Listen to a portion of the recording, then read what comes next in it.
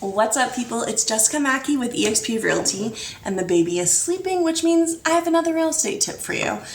I want to chat about today what a lot of first-time home buyers come to me with questions on, which are down payment assistance programs and any other option that could work for them. So I know that this can all feel really overwhelming, and I just want to dive in so you can kind of figure out which ones work for you.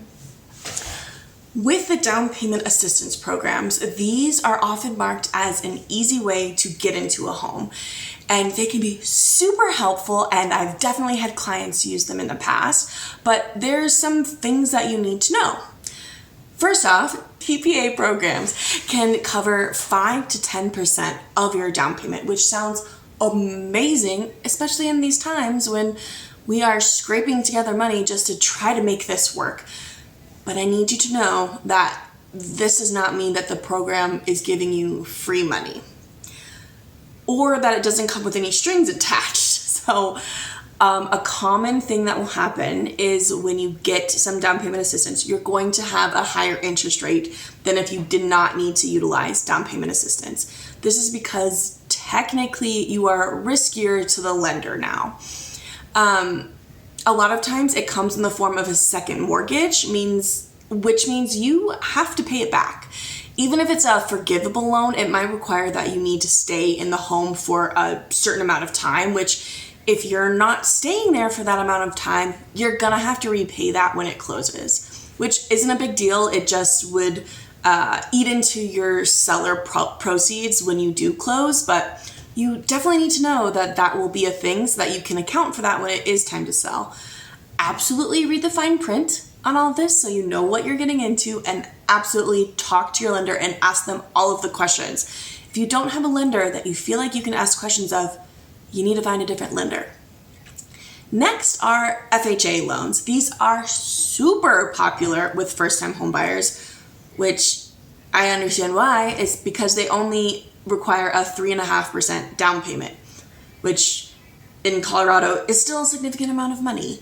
And they also are often accompanied, and you also don't need a high credit score like you do if you were to qualify for a low down payment on a conventional loan. The thing is, though, there's a thing called mortgage insurance if you are putting down anything less than 20%. So when you have this PMI or private mortgage insurance on a conventional loan, once you get to a certain value on your home, that goes away. You just call your bank, call your lender and say, get rid of this, and that payment goes away.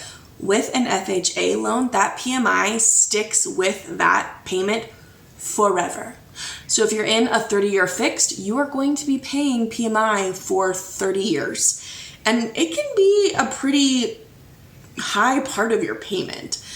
If you're just trying to get into a home, you can always refinance later and not worry about it then, but just know how PMI is going to affect your budget. Next up, USDA loans.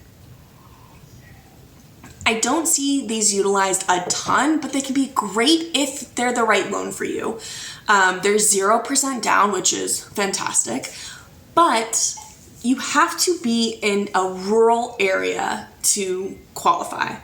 I feel like 30 Rock, rural ja. You have to be in a specific neighborhood in order to qualify, and those usually tend towards the rural side.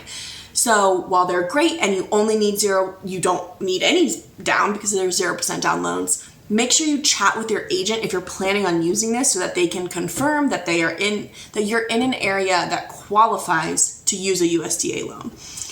Also recognize that typical loans can close, I've seen them as quick as like a week, but typically it's around 30 days, sometimes 45 days. Know that USDA can take a lot longer than that. Sometimes it's 60 to 90 days.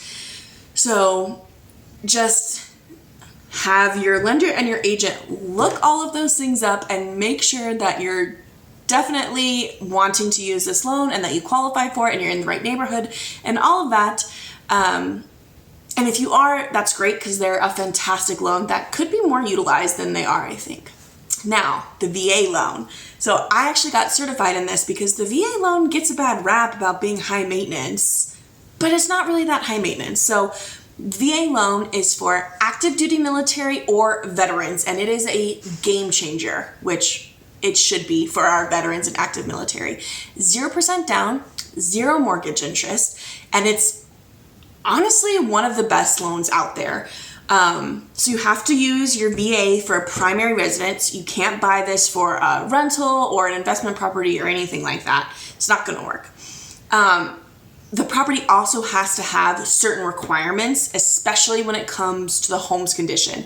And I think this is when listing agents and sellers who don't really know the process of a VA loan get really nervous because they think about these requirements that the appraisal will have and start freaking out. But honestly, there might be some things that get flagged, but it's not going to be a deal breaker if you're reasonable. So the thing about the VA is that it comes with a funding fee. So you don't get a down payment, but you have a funding fee, which helps to cover the cost of the program.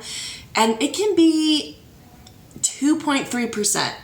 And it can wrap into your loan. So just know that you might be paying an extra 2.3% because you technically didn't bring anything down. I mean, in the grand scheme of things, I think that's fantastic with not having to bring any money to the table. And yes, it gets wrapped into the loan, but you keep more money in your pocket. So the biggest takeaway is that not every first-time homebuyer program is going to be right for you. Find an agent who has some lenders that they know who have worked with all of these loans before and that they can advise on which one is specific to you and what you want to get out of your home, what you want to get out of a loan. If you're planning on staying in your home for 30 years, FHA might work really well for you. If you're looking for something in the more rural area, which I would love to have like 40 acres somewhere where my nearest neighbor is a mile away, maybe when I convince my husband to move there, we'll use a USDA loan.